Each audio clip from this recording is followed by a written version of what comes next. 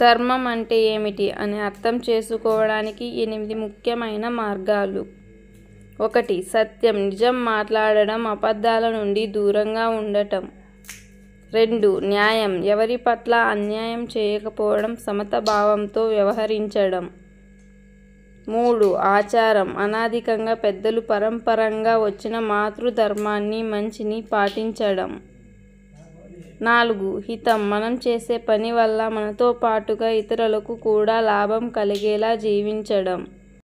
ఆత్మ కళ్యాణం, మనం మానసికంగా, సామాజికంగా, ఆధ్యాత్మికంగా నిత్యం నేర్పును పొందుతూ జీవించడం. 6. ప్రపంచహితం, లోక సమస్త సుఖినో భవంతు అన్న భావనతో సాటి అన్ని జీవరాశులు సుఖంగా ఉండాలని కోరుకోవడం.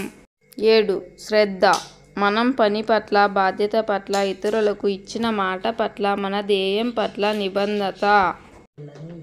8. సమయపాలన, మనం చేస్తున్న పనిని, కర్తవ్యాన్ని తక్కువ చేయకుండా సరైన సమయానికి చేయడం.